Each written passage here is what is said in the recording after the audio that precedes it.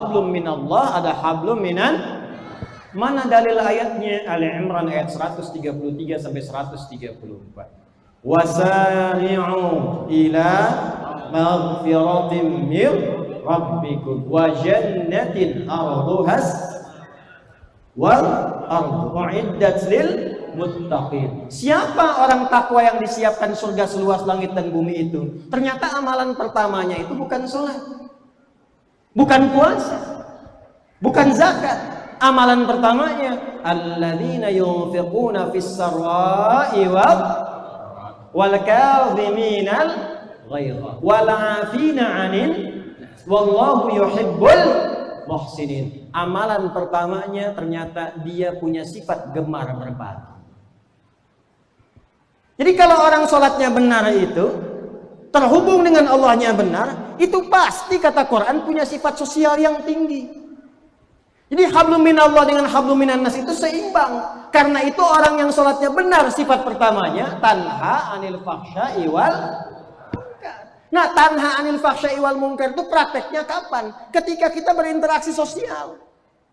Karena itu ada hadis di Sahih Al-Bukhari, riwayat sahabat Abu Hurairah radhiyallahu taala anhu, ada orang yang pernah terlihat, ingat ya, kalau Nabi sebutkan ini pasti akan terjadi. Dan mungkin sudah kejadian. Kata Nabi, ada orang yang datang di hari kiamat, ya'ti yaumal qiyamati bi sholatin, salatnya rajin. Jangankan fardu, sunnah dikerjakan. Wa siyamin, puasanya rajin. Wa zakatin, zakatnya rajin.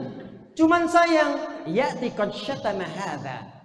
Ternyata ketika di hari kiamat, dia pun datang dengan membawa banyak dosa, pernah saling mencela. Halo? Sekarang saya tanya sekarang. Zaman sekarang ada yang saling mencela? Banyak. Ketika dilihat orang yang saling mencela itu pernah sholat tidak? Nah, rumusnya begini. Kalau ada orang sholat dan mencela, itu pahala sholatnya kata Nabi. Ini Nabi yang sampaikan nih. Tukhadu hadza min hasanati wa hadza min hasanati. Kalau ada orang sholat mencela orang lain, pahala sholatnya langsung dipindahkan kepada yang dicela itu. Sholat keluar dari masjid, nyela, kadang nggak tanggung yang dicela imamnya. Siapa tadi yang baca itu? Iya, bacanya gitu banget. Itu pahala pindah ke imam. Belakang bilang, alhamdulillah Ustaz, saya tidak. Bagus. Tidak seperti ibu itu tuh. Ibu itu tuh kalau bicara. Wa qadzafa hadza. Ada orang rajin puasa, tapi senang nuduh juga. Wa akala mala hadza. Ada orang zakat, iya zakat, cuman juga suka korupsi. Ngambil harta orang lain dengan cara yang tidak benar. Puncaknya apa? Allahu Akbar, hati-hati, hati-hati. Jangan sampai ajaran begini masuk ke metro. Wasafaka dama hadza. Ada yang menumpahkan darah dan mengatasnamakan Allah di dalam. Tembak orang, Allahu Akbar. Bom orang, Allahu Akbar. Itu disebut oleh Nabi orang yang muflis, kelak dijamin bangkrut saat di akhirat. Saya tanya sekarang, ada orang yang suka meledakkan diri tapi mengatakan kalimat Allah ada? Ada orang melukai atas nama Allah ada? Tolong jangan dekat-dekat yang begitu ya. Jauhi.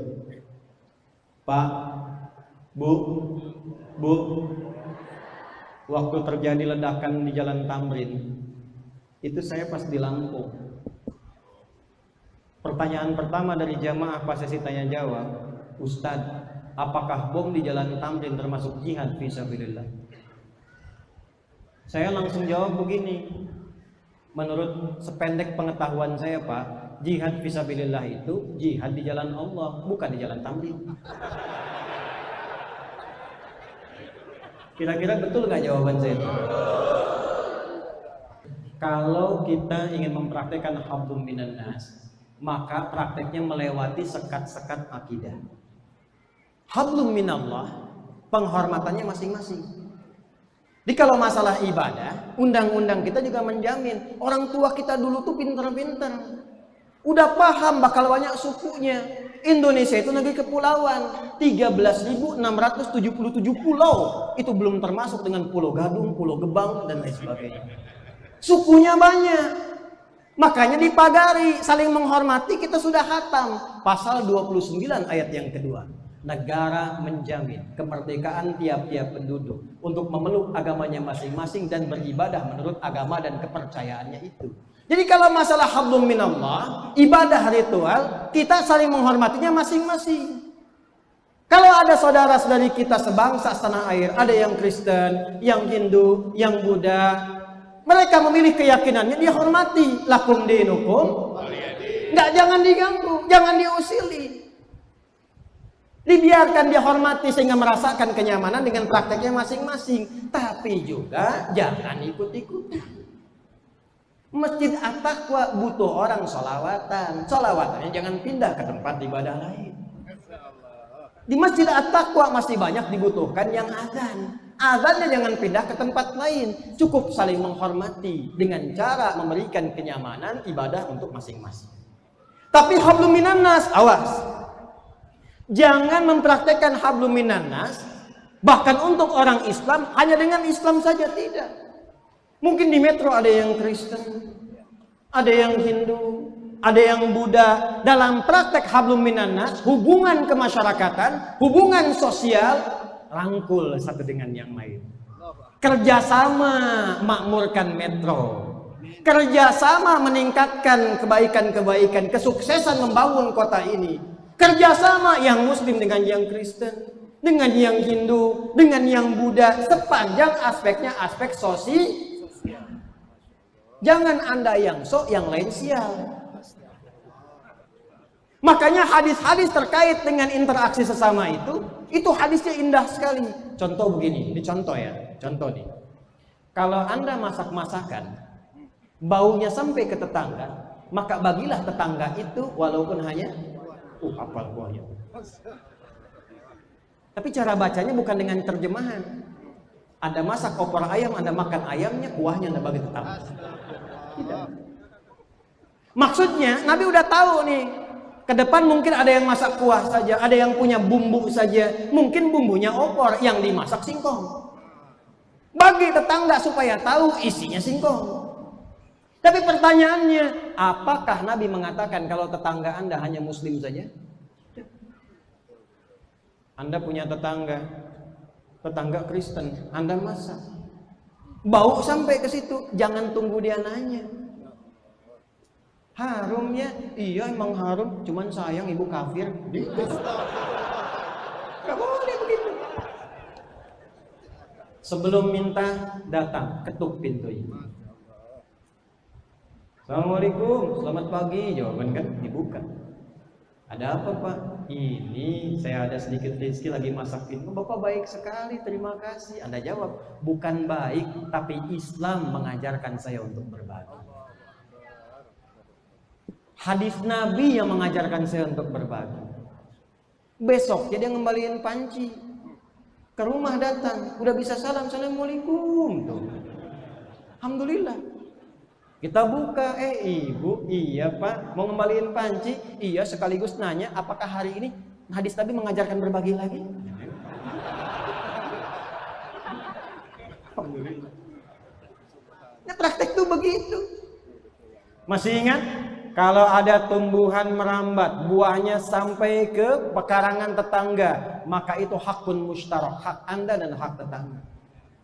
Anda punya pohon mangga, buahnya ke tetangga. Di tempat Anda ada, tempat tetangga ada. Jangan biarkan tetangga hanya melihat tumbuhan dan daunnya saja. Sebelum itu matang betul, terangkan ke tetangga.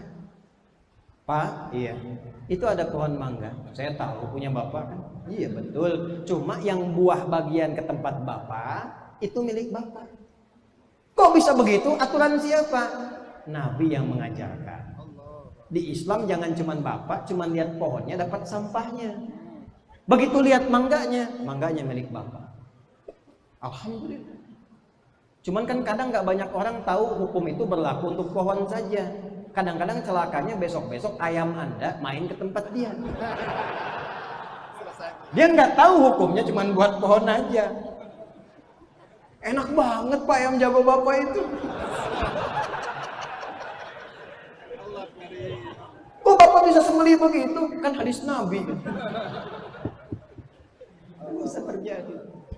Jadi ini syarat yang pertama ya. Siap meningkatkan iman? Siap meningkatkan takwa? Saya harap masjid ini jangan kosong dari ibadah sholat ya. 5 waktu usahakan di masjid ya. Ya, dicontohkan tolong Pak Wali ya. Dicontohkan pejabatnya, dari DPRD-nya, apalagi dari muspidahnya datang. Terus kalau bisa tuh bikin kunjungin masjid-masjidnya. Ya, ada misalnya gerakan subuh berkeliling. Datangi, sapa, salam, senyum, curhat, ya. Curhatnya kalau punya masalah langsung. Yusuf ayat 86, innama ashku batni wa khudni ilaw. Curhat sama Allah. Nah, Allah memberikan eksekusi, salah satunya apa? Lewat ulil amri. Ya ayyuhalladzina amanu athi'ullaha wa athi'ur rasula wa ulil amri minkum. Makanya kalau ada ulil amri ke masjid boleh curhat. Jangan dicurhatkan di media sosial. Nggak nyangka ya, nyangka. Kalau di depan macet, konsultasikan kepada yang punya kewenangan. Jangan dibikin status. Ceplik, metro macet hari ini. Emang kenapa? Nggak jadi solusi. Jelas? Kenali siapa yang datang, saling mengenal, saling berikan solusi. Siap?